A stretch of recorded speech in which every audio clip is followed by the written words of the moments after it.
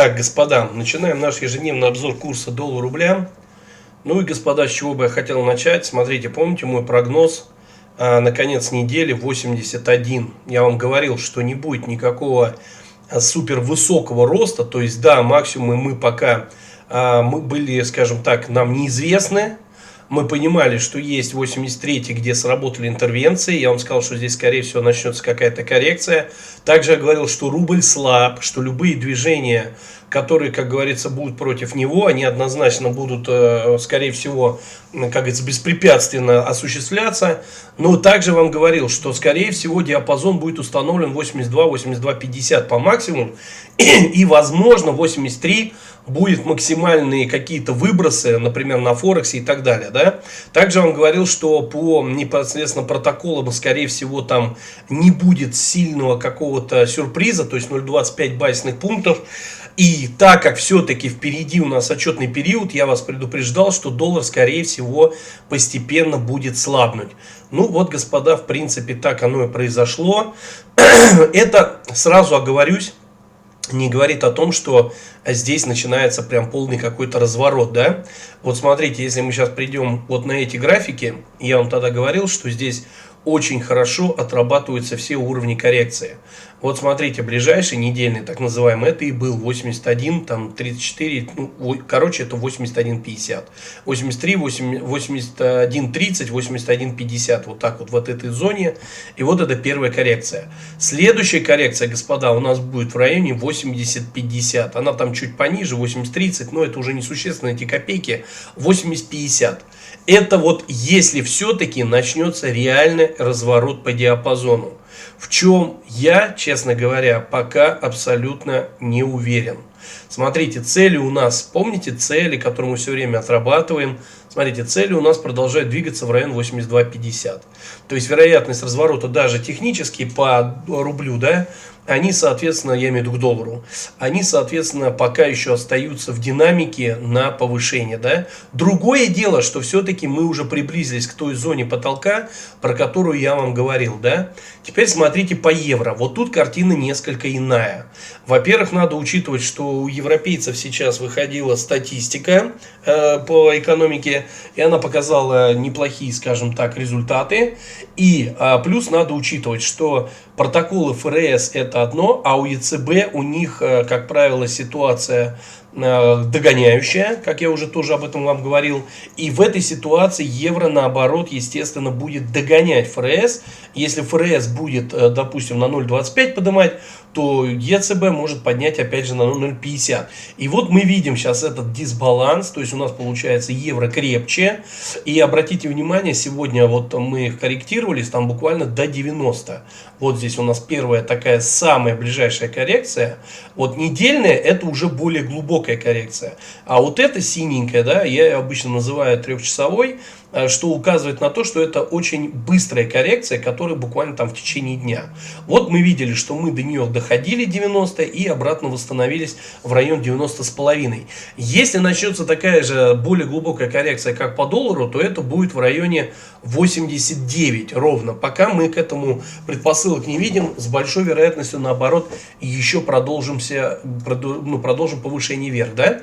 Смотрите по юаню, тоже такая же картина. Смотрите, цели уходят на 12.05, да, а непосредственно коррекция прям в аккурат, как по доллару, да, то есть если посмотрим, прям зеркальная картина, тоже недельная коррекция, здесь у нас 81.50, а по юаню у нас 11.80, да.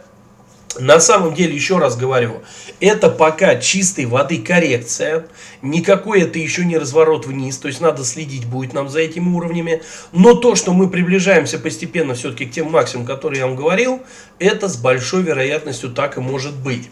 Значит, смотрите, давайте разбираться постепенно, что у нас сегодня было, и, естественно, разберем фундаментальную часть, которая, безусловно, тоже имела огромное значение. Значит, смотрите, во-первых, вчера мы все-таки ждали публикации протокола ФРС, да? Как я только что сказал, они вышли без сюрприза, то есть, на самом деле, они даже вначале не толком так сильно, скажем так, были освещены, потом они появились, реакция на них была достаточно вялая. Единственное, что вот если посмотрим на американский рынок, да, S&P 500, Значит, смотрите, здесь у нас получается картина следующая. Он у нас вчера немножко корректировался. Вот если мы возьмем вчерашний день, вот он, произошло пробитие 400. Вот как только были опубликованы протоколы, пошло постепенное снижение, и мы пробили 400. Сегодня были попытки туда вернуться, и в итоге вернулись. В итоге вернулись, мы видим, что мы фактически берем уже зону 440, да, пытаемся туда выйти. Как я уже говорил, впереди у нас отчетный период. Вот она, граница 420, которая была обязательно нужна взять для того, чтобы двигаться выше. Ну и, соответственно, в перспективе мы, господа, можем выдвигаться и на 460, но без пробоя, потому что впереди у нас еще только-только начинаются отчетные периоды, и это начнется буквально завтра. Смотрите, основной момент, если мы посмотрим, это у нас, конечно, индекс доллара и нефть. У нас индекс доллара сегодня начал падать со 101,5, практически ушел на 100. Сразу говорю, там довольно серьезная поддержка, особенно в районе 150. 100 и 50, да, и поэтому вполне, вот мы видим сейчас 192, 150, там достаточно серьезная поддержка, и оттуда доллар, как правило, начинал индекс наоборот расти. Почему это сейчас все происходит? Это происходит на фоне того, что на данный момент, как показали протоколы, вероятность повышения ставок постепенно замедляется, и 0,25 базисных пунктов то, что мы ждем впереди. Ну и, как я вам сказал, конечно, перед отчетным периодом, потому что, как я уже рассказывал, рынок оценивает прежде всего не сам факт подъема ставок, а те проблемы, которые возникнут после этого. К чему это может привести? А это как раз к вопросу о том, что может наступить рецессия, чего и бояться. И вот, собственно говоря, сама рецессия является основным катализатором, из-за которого рынок начинает падать. Да? То есть, когда рынок растет, тогда индекс доллара как бы, соответственно, может сам по себе на него давить, да, особенно когда там пытается задавить цены на, например, на нефть, да, или просто давить на рынке, например, привлекая в облигации, да, то здесь ситуация такая, что на самом деле рынок фактически может падать сам, если будет рецессия, да. Рецессии пока мы видим по экономическим данным, она только-только начинается. Ну, то есть, по крайней мере, признаки появляются, да. Сейчас мы вернемся опять к статистике. Там она действительно уже начинает это проявлять. Вот. Но впереди отчетный период. А отчетный период, он фактически и будет основным, который покажет, есть рецессия или нет. Поэтому доллар пока дает слабину. По нефти мы видим картину. Вот, смотрите, сейчас посмотрим, когда у нас было. В районе 3 часов у нас началось падение. А нефть у нас в районе 3 часов... в принципе, не особо никуда и не росла, да, то есть тут почему-то котировки, все понятно, не обновились, все, господа, сейчас, один момент, это у нас наш это наш TradingView устраивает нам проблемы. Так, сейчас смотрите, один момент, 5-минуточку включу. Вот, смотрите, я смотрю, что-то не то. Вот, в 3 часа как раз нефть у нас потом пошла в рост. Вот. Как только индекс доллара начал падать. И смотрите, нефть достигала 87. Помните, я с вами говорил о том, что вот она цель годовая. И я вам сразу говорил, что эти цели, как правило, мы отрабатываем. Вот она, 87. Четко мы к ней пришли. Дальше, безусловно, дорога на 92-94. Вот в этот диапазон. Сейчас все говорит о том, что цены на нефть будут расти. И, соответственно, индексу доллара будет не так просто. То есть, вариант какой остается, сейчас мы все это дело разберем. Я вам говорил, почему и со СВО это так связано. Сейчас все это в телеграм-канале вы увидите. Значит, смотрите, давайте посмотрим еще. Вот видите, у нас что происходит. Это вот как раз то, что он требует, хочет, чтобы ему платили денег. Значит, смотрите, десятилетки, да? Картина какая? Небольшой рост. Коррекция и вообще, в принципе, в диапазоне. Это не говорит о том, что облигации не начнут расти. Это говорит о том, что на самом деле это может вполне произойти, как только риторика ФРС поменяется. А она, господа, может поменяться и довольно быстро. Это надо четко учитывать по одной простой причине, потому что как только начнет рост инфляции, а мы его можем увидеть уже в ближайшей статистике, потому что в эту, естественно, это ничего не вошло. Вот смотрите, да, десятилетки тоже сохраняют, в принципе, диапазонность, да, они вполне еще могут и двигаться выше.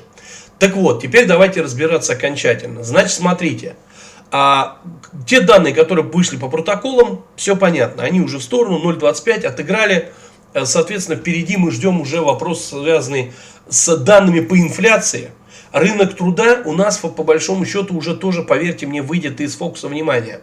Значит, смотрите, объем экспорта Китая мы сегодня ждали, объем импорта Китая. Что нам это показало? Во-первых, это, безусловно, те данные, которые нас интересуют с точки зрения потребления цен на нефть, спроса на нефть, да? Потому что мы понимаем, если у Китая экономика развивается, она усиливается, значит, соответственно, потребление будет расти и спрос будет расти, да? Соответственно, цены на нефть вверх.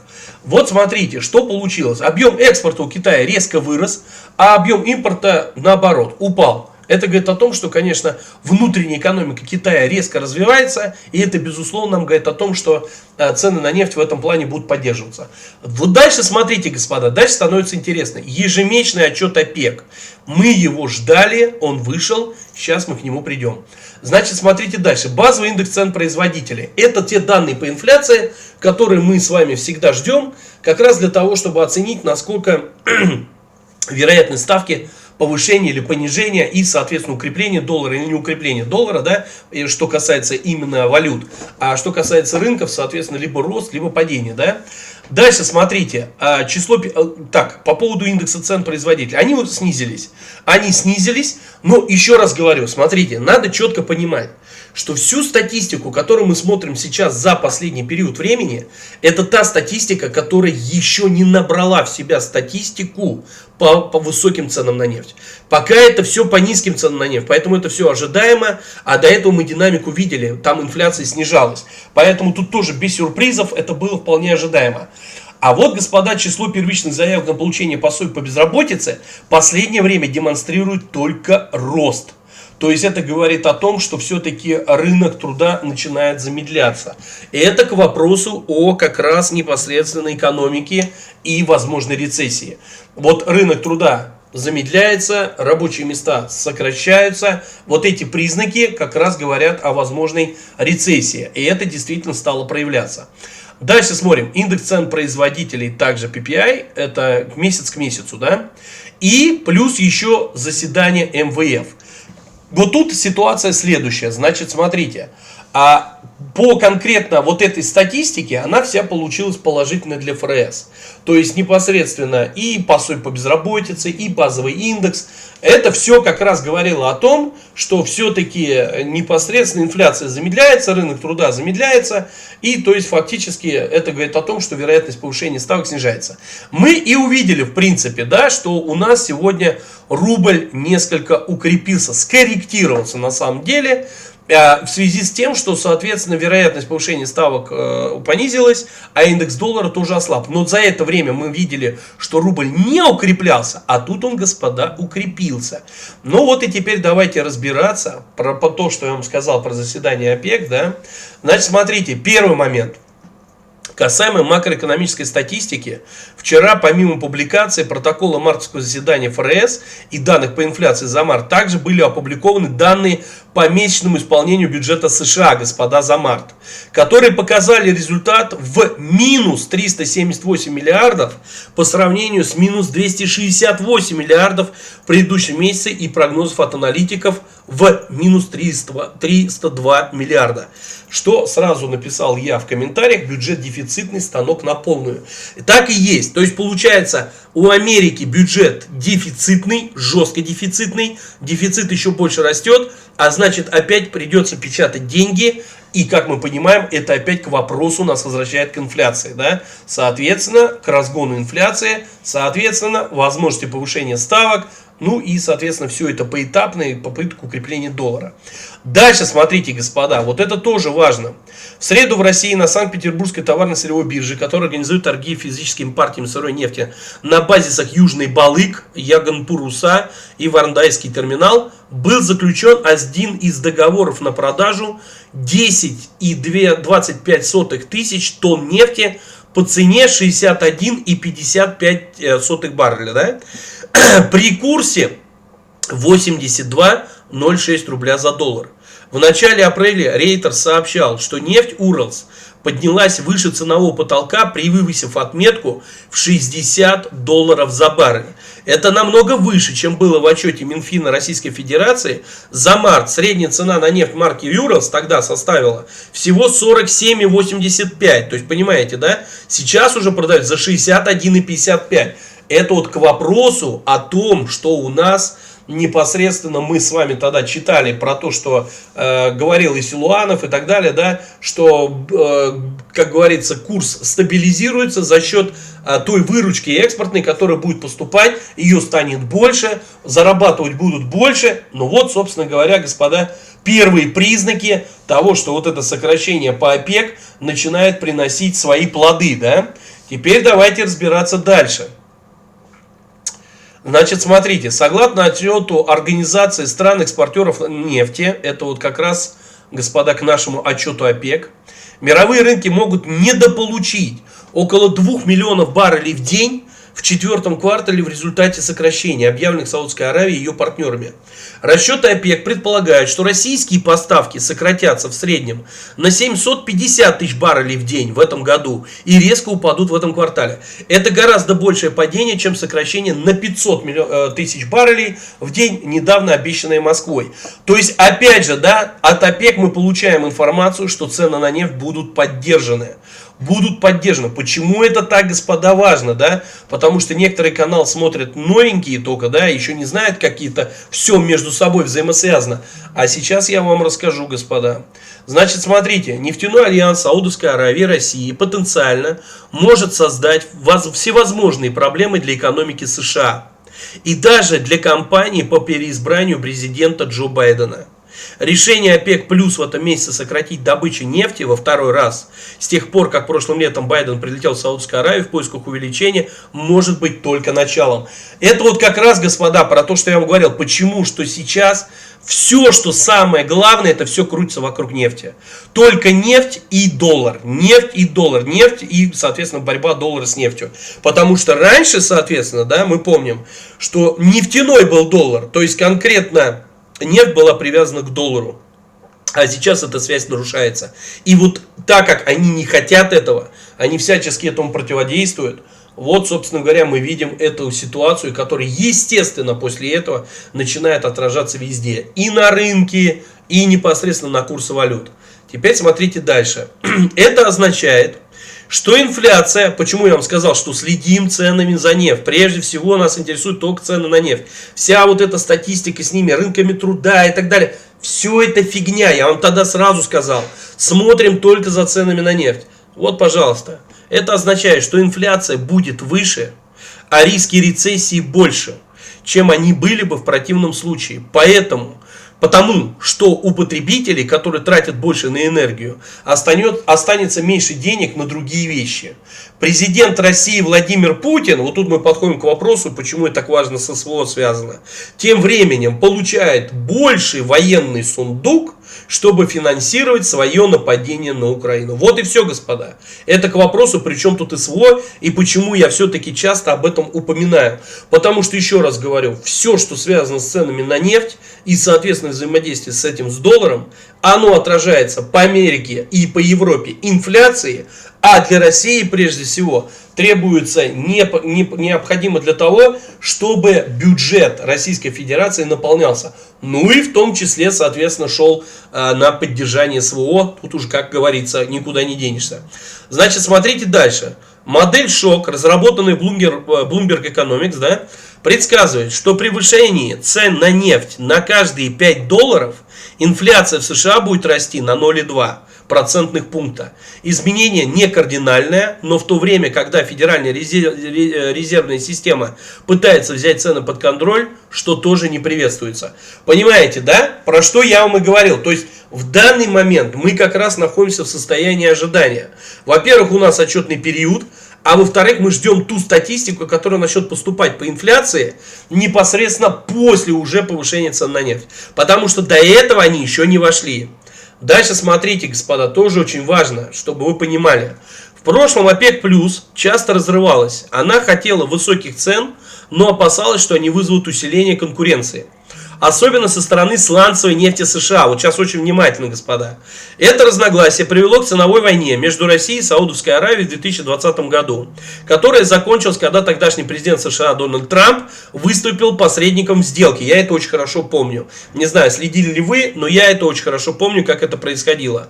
Тогда действительно цены упали просто в жесть, и тогда непосредственно даже были проблемы для сланцевиков, потому что она стоила настолько дешево, что было нерентабельно уже вкладывать. И тогда Дональд Трамп действительно выступил посредником, он договорился и с Россией, и с саудитами, и в принципе цены начали постепенно восстанавливаться.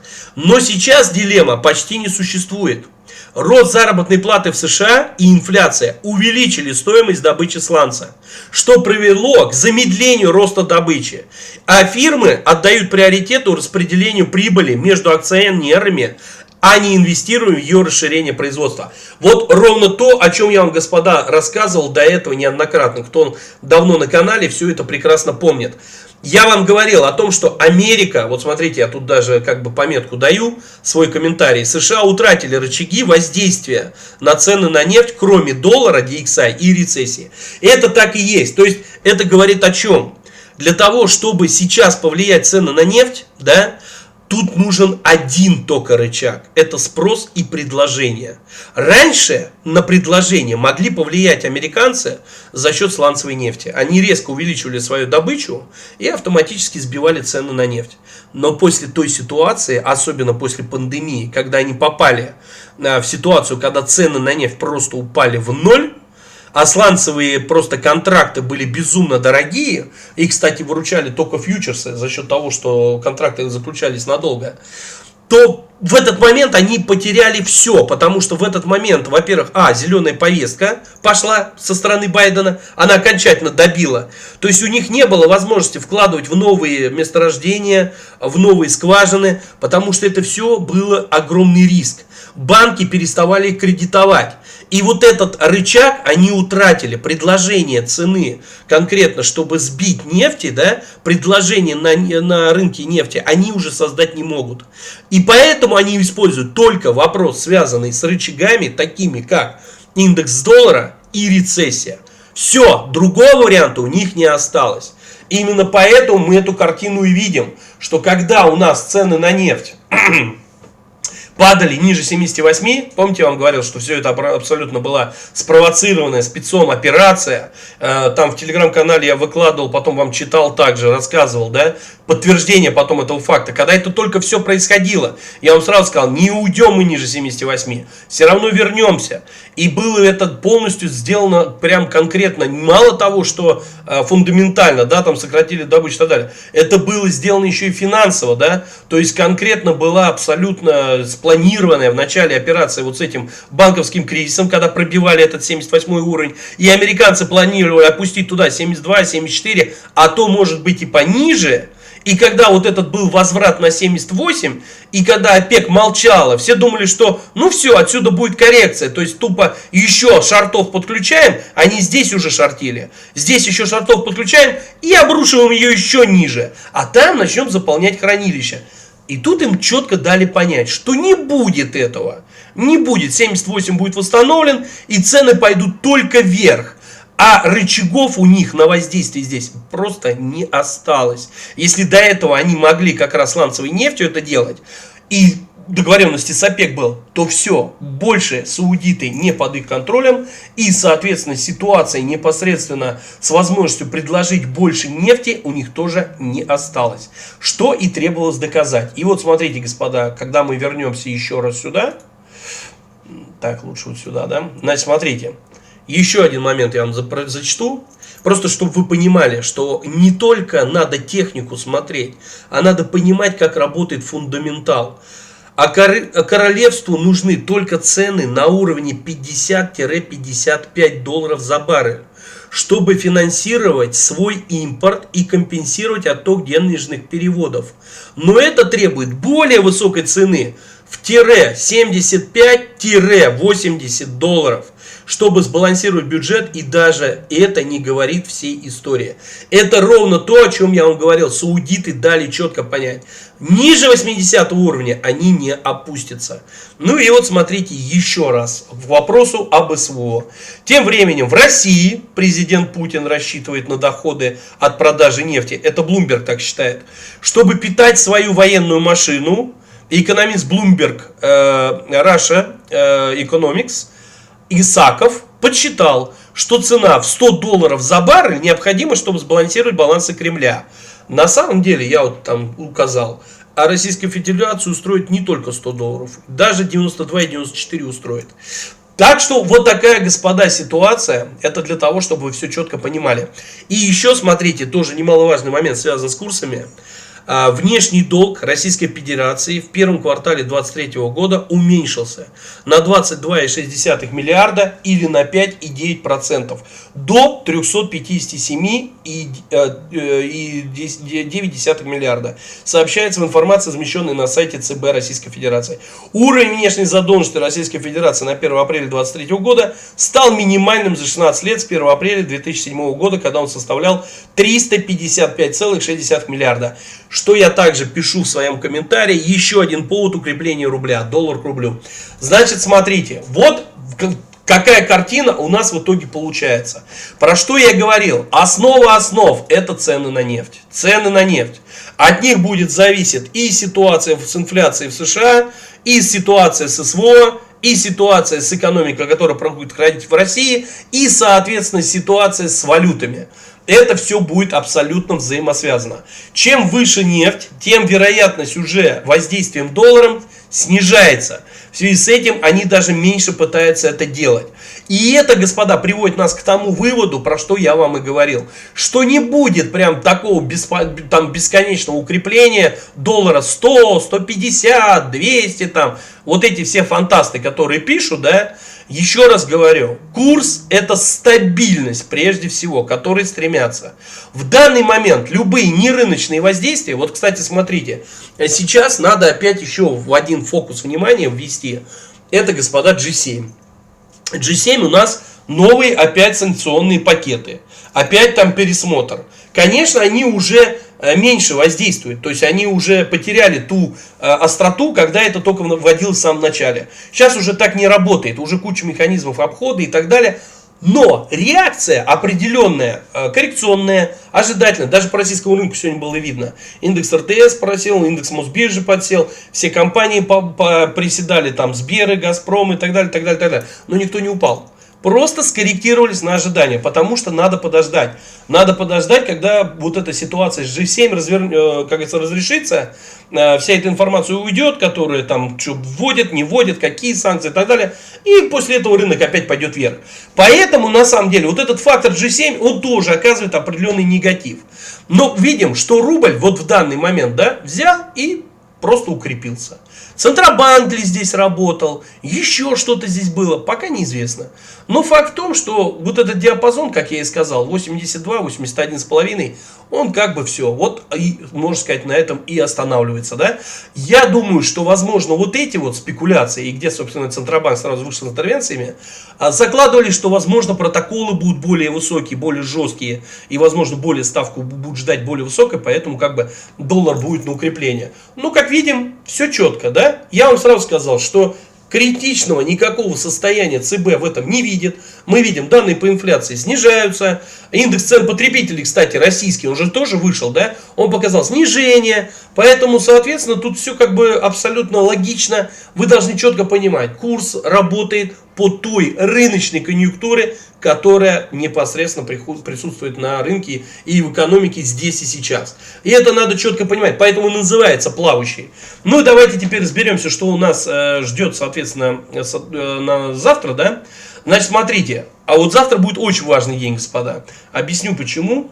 Значит, смотрите, ежемесячный отчет МА США, это опять очередная тема, связанная с энергоносителями, да? Опять там будет комиссия их, да? Но я считаю, что это уже воздействие будет так, поскольку. Значит, смотрите, базовый индекс розничных продаж. Это уже все касается США. Базовый индекс розничных продаж, объем розничных продаж. Потом, вот смотрите, вот эти данные, они сыграют роль. но не критично. Все уже основное прошло, протоколы прошли, а вот выступление Уоллера из ФРС, вот это уже будет важно. Потому что, на самом деле, сейчас все комментарии, которые будут уходить от ФРС, а они могут, естественно, сейчас вносить определенные коррекционные моменты после выхода всех запасов по нефти, отчетов ОПЕКов, выхода данных по безработице, по индексу цен потребителей и так далее. Они будут подводить черту. Они все прекрасно понимают, что та инфляция, которая может пойти вверху, она еще впереди. Она здесь еще не проявлена. И, соответственно, их комментарии будут иметь огромное значение. А до ставки времени еще много, пока официальная ставка будет дальше приниматься. Объем промышленного производства, это все к вопросу рецессии и не рецессии. Индекс ожидания потребителя от Мичиганского университета, тоже, соответственно, это все связано будет с инфляцией и в том числе, насколько потребление непосредственно в Америке, да, оно как бы снижается или не снижается. То есть потребитель берет на себя эту инфляцию или нет. Индекс настроения потребителя от Мичиганского университета и ожидаемая инфляция от Мичиганского университета. Но это все на самом деле, господа, будет не столь важно. Хотя на этом будут какие-то колебания, волатильность туда-сюда. Главное, начнется отчетный период, начнут отчитываться банки. А вот это мы помним, это самый сейчас главный момент. Во-первых, банковский кризис есть, нету, что, собственно говоря, там происходит непосредственно ситуации с депозитами, потому что самое главное, это насколько там сейчас нормальное количество депозитов находится, то есть достаточное количество, потому что мы помним, да, что банки пришлось даже декапитализировать, и это очень важный показатель, соответственно, насколько количество вкладчиков растет, не растет и так далее. То есть вся вот эта статистика, она, безусловно, будет подбиваться. И более того, та ситуация, которая покажет себя непосредственно, что будет происходить в банковском секторе, да, и первые вот эти отчеты, они зададут тон дальнейшему движению. И по S&P 500, да, опять это ерунда, вот, и по S&P 500, то есть, соответственно, будет расти американский рынок или нет, и по доллару-рублю, потому что индекс доллара либо будет падать, либо тоже будет расти, да. Вот это все, безусловно, будет зависеть уже от отчетного периода. Потому что именно отчетный период нам теперь и будет показывать, насколько есть рецессия или нет. Статистика будет носить определенные свои коррективы, но это сейчас будет не столько важно. Самым важным будет это именно отчеты. Ну и, господа, готовятся, естественно, каждую неделю получать данные по запасам нефти и, соответственно, данным по инфляции. Это вот будет идти просто цепочкой друг с другом. И это будет постоянно создавать определенные воздействия на курс. Это надо четко понимать. Вот такая, господа, картина получилась у нас. Напоминаю, что те, кто интересуется не только курсом доллара-рубля, подписывайтесь на наш телеграм-канал Trader Club, анализ акций, да, я там всегда на прямой связи. И как видите, самая актуальная информация всегда только в этом канале. Вот. Также напоминаю, что, естественно, каждый день мы будем продолжать снимать ролики. Как вы видите, каждый день любые события могут очень сильно повлиять на курс доллара-рубля. Всегда я вам говорил, что деревья не растут все время вверх, поэтому никогда не ждите супер хаев, там 200, 300 и прочее, да. И когда вам такую чушь пишут, всегда задайтесь вопросом, на чем, почему. Это все не просто цифры, да. И когда, соответственно, техника рисует, тоже, да, я уже рассказывал про то, что, господа, вот этот пик, например, да, ну, его нельзя брать в технический анализ, потому что он был не рыночный, это ненормальная была ситуация, а брать надо вот этот участок и так далее, да. То есть надо понимать, что любые события в технике, они не отражены, вы это должны четко понимать. Пик есть, а на чем он был, как был. Хай есть, да, вы прочертите линии, но извините, вы не понимаете их основания, да. Даже с ценами на нефть, я уже говорил в телеграм-канале своем, тоже была у нас разговор на эту тему. Надо же четко понимать, когда вот были пики, да, вот, например, хаи, можно от них чертить. Если, например, ситуация рыночная была совсем другая. Более того, там цены на доллар были одни, цены на нефть другие. Но тогда не было бы, например, потолков на нефть, да? То есть тоже этот момент не учитывается. Как в этот момент ценообразование шло и так далее. Поэтому, господа, не будьте в плену только теханализа. Всегда должны понимать, что есть причинно-следственная связь. Ее надо установить, ее надо понимать. И вот тогда вы график будете читать легко. Вы будете видеть и даже понимать прекрасно, какие события там произошли. И тогда картина становится совсем другая. А рисованием заниматься, ну это каждый дурак может, у одного просто лучше получается, у другого хуже. Так, на этом, господа, заканчиваю. Еще раз напоминаю, что, конечно, в пятницу подведем итоги, да, и, соответственно, в воскресенье буду делать новый обзор. То есть, будем новый календарь, рассматривать новые события, и будем смотреть, как и дальше у нас, собственно говоря, будет влиять на курс доллара-рубля следующей неделе. Ну и также надо учитывать, что начинается отчетный период, поэтому очень много будет интересного происходить на рынках в целом. Многие компании будут отчитываться, можно будет много заработать. На этом, господа, заканчиваю. Следите за нами и будьте в курсе. И еще раз хочу отблагодарить тех, кто, соответственно, поддерживает канал.